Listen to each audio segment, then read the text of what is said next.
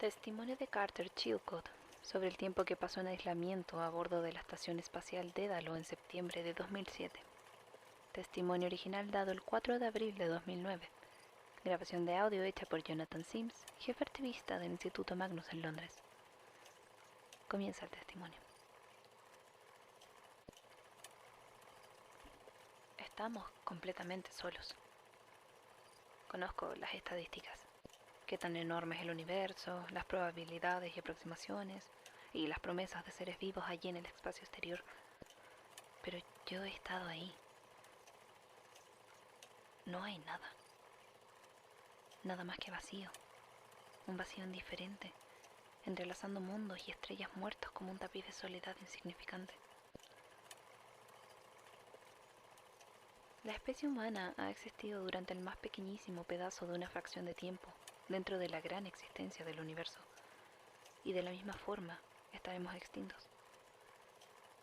Y cuando hayamos desaparecido para siempre entre el silencioso vacío de la muerte, no quedará nada más que el impasible universo.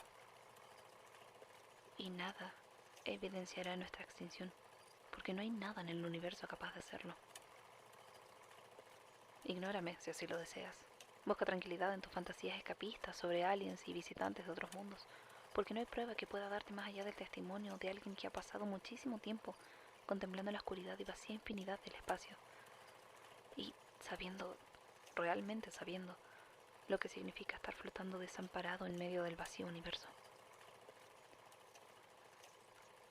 Sabía que los experimentos de aislamiento podrían ser difíciles cuando me inscribí. No soy algún tipo de estúpido ingenuo que piensa que puede soportar unos cuantos efectos secundarios peculiares por la ciencia. No. Soy un astronauta, así que me informo. Cuando fue escogido para el proyecto, un estudio de aislamiento a lo largo plazo establecido en la baja órbita terrestre, leí todos los casos anteriores y experimentos similares dentro de los últimos 30 años que pude encontrar, familiarizándome con los efectos secundarios y los posibles obstáculos psicológicos. Fue abrumador, cuanto menos. No tenía muchas ganas de experimentar alguna de las cosas que podrían pasarle a mi mente según predecían los experimentos anteriores, pero no me sentía con muchas otras opciones. Mi solicitud para formar parte de la Estación Espacial Internacional había estado flotando en el limbo durante tanto tiempo que, cuando una asociación privada se me acercó para contarme que habían lanzado recientemente a Dédalo su propio pequeño satélite manejable y que necesitaban tripulantes calificados, salté ante la oportunidad de poder ir al fin al espacio. Debí haberme dado cuenta que cuando decían tripulante, querían decir en realidad mono de laboratorio. Pero, siendo sincero, incluso después de descubrir esto, no hizo mucho para apagar mi entusiasmo por el proyecto. Iba a ir al espacio. Técnicamente, había otras 2 personas más en la tripulación. Digo técnicamente, ya que nunca estuve con ellos más allá del viaje hasta el Dédalo. Se llamaban Jan Kilbride y Manuela Domínguez. Estoy seguro de que probablemente cuidaron mucho más de la estación que yo, pero en lo que a mí me concierne, yo era el único ahí. Por lo que escuché de la charla antes de empezar la misión, cada uno de nosotros tenía su propio experimento del cual preocuparse, pero ellos también estaban allí como apoyo en caso de que alguno saliera horriblemente mal con el mío, ya que el científico observador simplemente no tenía la opción de intervenir por su cuenta. Recuerdo que el hombre que estaba a cargo de mi proyecto en particular, Conrad Lucas, hizo una muesca de disgusto bastante exagerada cuando me contó que no estaría allí completamente solo. Me dio la clara impresión de que él era de esas personas que sienten que las restricciones éticas no hacen nada más que atar las manos de los verdaderos científicos, dejándolos a merced de los límites de sujetos de estudio. Mi sector dentro de la pequeña estación espacial era por completo autosuficiente. Tenía comida, un lugar para dormir y un equipo de ejercicio de gravedad cero, todo para mi uso personal. La única entrada hacia el resto del satélite estaba bloqueada y sellada. Podía abrirse desde ambos lados, pero mi parte requería de un código. Tenía acceso al código en caso de emergencia, pero tenía demasiado apostado en esta misión como para que siquiera pudiera pensar en ser el responsable de su pronta finalización. También tenía una enorme ventana abovedada. Me permitió tener una vista decente de la tierra debajo, así como muchas oportunidades de contemplar el espacio, lo que hice bastante en esos primeros días.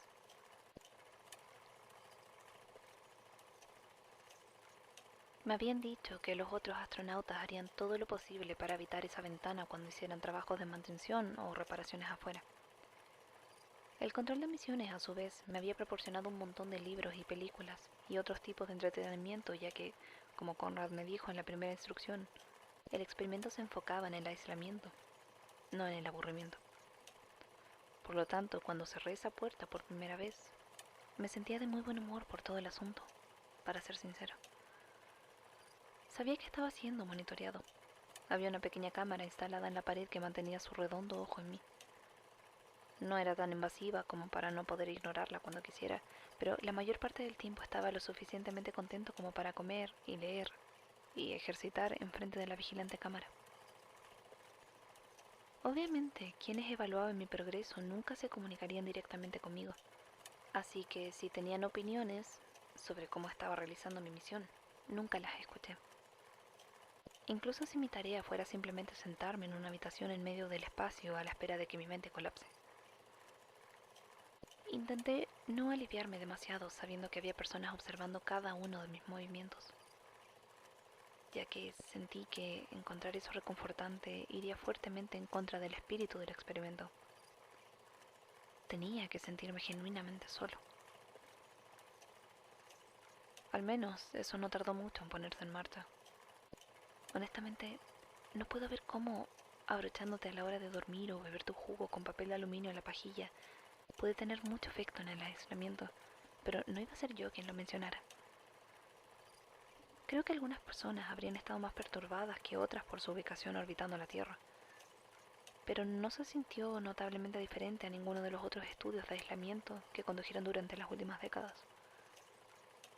En todo caso, el silencio y rondante verde y azul de la Tierra debajo mío era otra fuente de consuelo.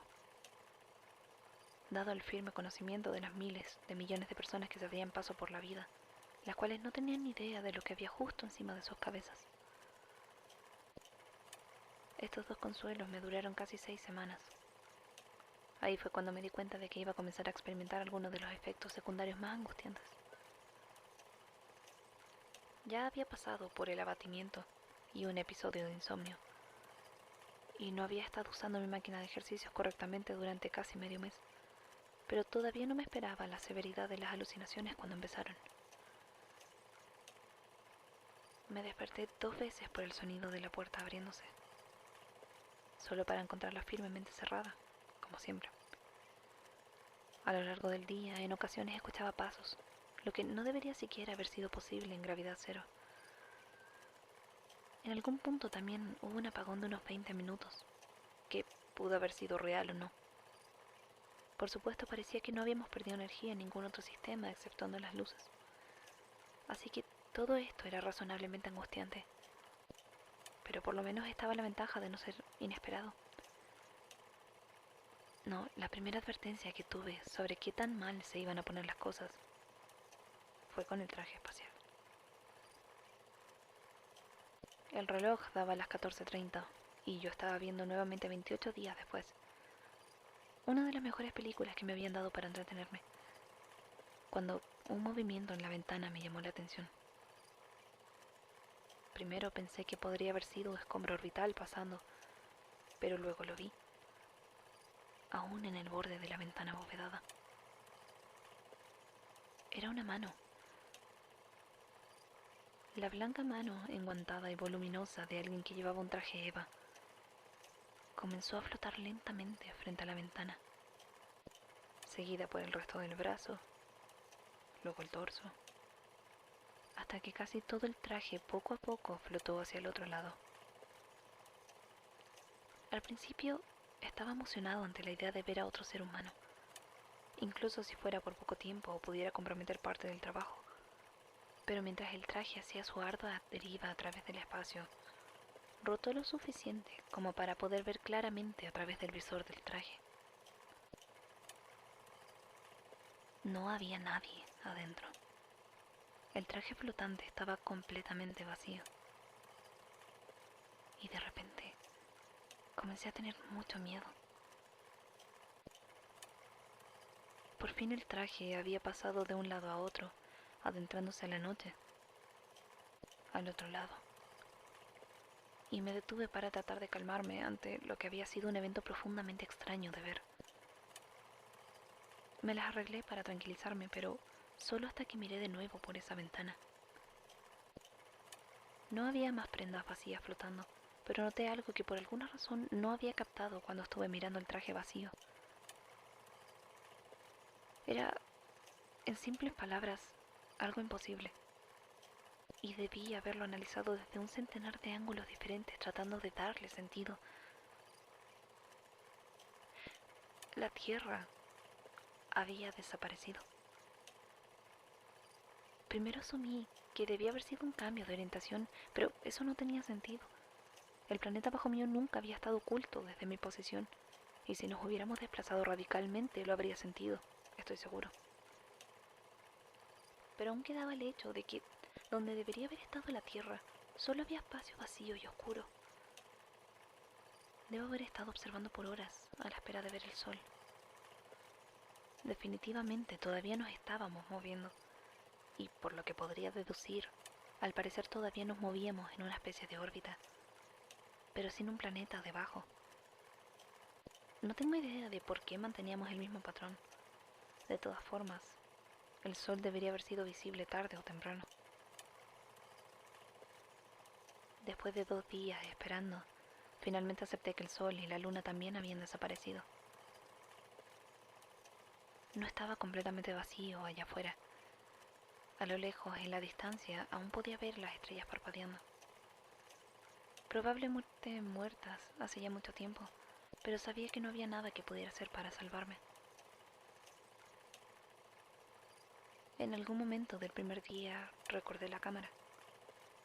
Concentré mi atención en ella y empecé a gritar y pedir ayuda, con la vana esperanza de que alguien estuviese viendo la transmisión y se comunicase. Lloré, supliqué y rogué a esa cámara durante casi 4 horas, antes de que me saltara de repente un pensamiento aterrador. Floté hacia ella y agarré con suavidad los cables que salían de la parte posterior hacia la pared. Lo seguí, buscando de dónde se conectaba el aparato electrónico o de transmisión. Lo que encontré en su lugar fueron un par de cables cuidadosamente cortados, transmitiendo nada, recargándose de nada, conectada a nada. La cámara nunca había estado siquiera encendida y sin duda no había transmitido nada hacia la Tierra. Entonces, ¿qué datos habían estado recopilando? Es hasta el día de hoy que no sé cuál es la respuesta a esa pregunta, pero sí sentí que gané un poco más de control después de pasar una muy breve hora destrozando la cámara. Después de eso, solo faltaba conseguir el código y abrir la puerta que daba al resto del satélite. Había decidido que, incluso si esto de algún modo era simplemente un truco muy bien elaborado y convincente para examinar las reacciones a ciertos estímulos en un entorno de prueba, aún así iba mucho más allá de lo que yo había afirmado. De una forma u otra decidí que iba a salir de este maldito experimento. Abrí la pequeña caja que contenía el código de acceso y rompí con facilidad el sello de su contenedor. Estaba desesperado por salir por esa puerta lo antes posible y me tomé unos minutos para memorizar el código. E109GHT8. Todavía puedo recordarlo tan vívidamente como cuando ingresé ese código una y otra vez en el intento de desbloquear la puerta. Cada vez que lo ingresaba lo más minuciosamente posible, con toda la precisión que aún quedaba en mí, el campo de contraseña leía lo que supuestamente había escrito, como nadie va a venir, y la puerta se mantenía cerrada.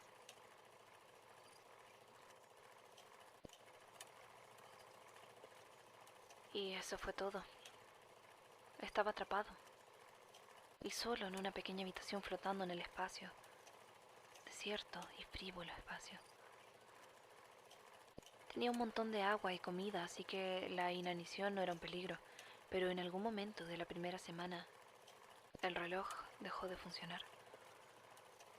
Sin un reloj y sin ningún rastro del sol y la luna afuera, mantener cualquier tipo de noción del tiempo se me hizo absolutamente imposible. Si tuviera que suponer cuánto tiempo pasé en ese extraño exilio, diría que cerca de unos 3 a 6 meses. Pero esa cifra está basada únicamente en mis patrones de sueño y alimentación, que fueron en gran parte provocados por la desesperación y ese miedo silencioso y doloroso al estar totalmente desamparado. Ni siquiera podía leer mis libros o ver películas, ya que los personajes parecían muertos y apagados. Lo frívolo de su existencia artificial me lo dejó claro. Las alusiones se detuvieron. Ni siquiera tuve el consuelo de la compañía de mis delirios, aunque en algún punto las líneas entre el sueño y la realidad parecían esfumarse. Podía estar durmiendo sujeto en mi cama en medio del vacío, o al mismo tiempo flotando a través de cementerios antiguos, o en el vasto mar abierto. Esas no eran alucinaciones, aunque sí eran sueños. Incluso el frío parecía filtrarse fuera de ellos y penetrar en mis huesos. Pasé tanto tiempo intentando abrir esa puerta, pero nada funcionó. El sistema y los circuitos no se alcanzaban desde mi lado. Cuando finalmente dejé de intentar, pasé a abandonar definitivamente mi esperanza. Ahí fue cuando noté algo más que me alarmó de una forma muy diferente. Hice algunos cálculos y me di cuenta de que mis raciones de comida y agua no parecían agotarse. Desde todo el tiempo que había pasado ahí, en lo que ahora solo puedo pensar como mi encarcelación, no parecía que hubiese sucedido ningún cambio significativo en mis suministros. Nadie podía reabastecerme, ya que no había nadie más que yo allí. Si la comida era permanente, entonces eso significaba que podía estar atrapado en este lugar por el resto de mi vida, asumiendo que aún puedo envejecer. Comencé a considerar muy seriamente la idea de que había muerto y que esto era el infierno.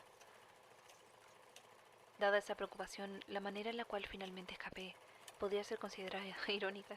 Me dejé morir de hambre. Bueno, no hasta morir, supongo, ya que estoy lo suficientemente vivo como para hablar con usted, pero casi cerca. No sé cuánto tiempo me la pasé flotando allí, envuelto en mi cama, como si un capullo fuese, negándome a beber o comer, esperando mi final. Después de todo lo que pasó, ni siquiera tenía la certeza de que pudiera morir, pero debía intentarlo. Cuando al fin perdí la conciencia, esperando que esta sea la última vez, sentí el mayor alivio de mi vida. No sé exactamente cuándo me di cuenta de que no estaba muerto. Hubo varios momentos en los que volví a la conciencia y sé que sentí esa reincorporación con mucha fuerza, pero es difícil definir pensamientos claros de antes del hospital. En realidad, nadie me ha dado un relato oficial de lo que sucedió, aparte de que se supo que estaba en grave peligro de muerte y que mis colegas en el Dédalo me rescataron y se las arreglaron para mantenerme con vida hasta que tuvieran la oportunidad de enviarme de regreso. No estoy insistiendo en saber más, la verdad. Sé lo que pasó, y ninguna historia de tapadera sensata que pudieran contarme va a cambiar eso. No he sabido nada de Conrad, y por lo que sé, no ha intentado ponerse en contacto conmigo. Sin embargo, me pagaron en su totalidad, lo cual fue una sorpresa. Quise contarle a alguien lo que realmente pasó por casi un año antes de que encontrara con su instituto. En realidad, no hay nada que se pueda hacer al respecto. Solo quería sacarlo de mi pecho. Así que gracias por dejarme escribirlo aquí en papel. Fin del testimonio. Si bien hay mucha cobertura en los medios del lanzamiento del satélite Dédalo a principios de 2007 por parte de Stratosphere Group, un consorcio de varias compañías científicas y aeroespaciales, parece que la información relacionada con el funcionamiento real de la instalación está resguardada con mucho más secretismo por parte de las diversas organizaciones involucradas. Martin fue capaz de confirmar que durante sus 2 años en operación, tuvo un total de 3 trabajadores a bordo: Jan Kilbride, Manuela Domínguez y el señor Chilcott. Fuera de eso, sin embargo, hay poco que se pueda rescatar más allá del muro de la burocracia corporativa. A pesar de eso, Tim fue capaz de conseguir una lista de las empresas involucradas en la operación. 3 nombres sobresalen: Pinnacle Aerospace, siendo propiedad de mayor parte de la familia Fairchild, una gran inversión privada de Nathaniel Lucas, y Optic Solutions Limited, una empresa de apariencia relativamente benévola que fabrica cámaras especializadas en la investigación y el uso industrial, y quienes, sin embargo, se destacan por tener su dirección comercial en Nya-Lesen, en Noruega. No obstante, temo que eso es lo máximo que puedo indagar en este momento sin llamar la atención. Así que sería prudente dejar hasta acá el asunto. Fin de la grabación. ¿John? No, Sacha, ¿Qué estás haciendo? no puedo encontrar el nuevo archivo para el caso de Hilltop Road.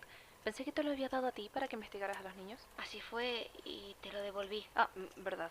Incluso si no hubiera sido así, preferiría que no hurgaras en mi mesa. Ah, por supuesto. Perdón. No me di cuenta de que seguías aquí, o si no, no habría preguntado. Claro. Iré a ver si es que Tim lo tiene. Además, John, ya te lo he pedido antes. ¿Qué? Por favor, no grabes nuestras conversaciones. Imbécil. Pensé que Sacha se había ido por la hora.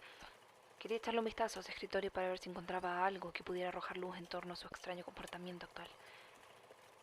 No tuve la oportunidad, pero todo parecía normal, exceptando algunos trozos de papel rajado. Podrían ser de archivos o simplemente papeles que ya no sirven. Es difícil saberlo. Estoy confundido. Sin embargo, ¿por qué ella querría destruir archivos? Aún así, lo más probable es que deba alejarme de Sacha por un tiempo después de esto. Por ahora, solo la observaré desde lejos. A pesar de ello, encontré varias fotos de ella y su nuevo novio, lo que me tranquiliza bastante. Bueno, casi. Hay algo en lo que no se ve del todo correcto. Algo sobre su sonrisa, tal vez. Que quiero decir, todas las fotos son de Sacha y Tom, como me han dicho que se llaman, divirtiéndose juntos. Pero es difícil expresarlo en palabras con exactitud. Pero cada una de ellas, alguna, parece una foto de stock. Fin del suplemento.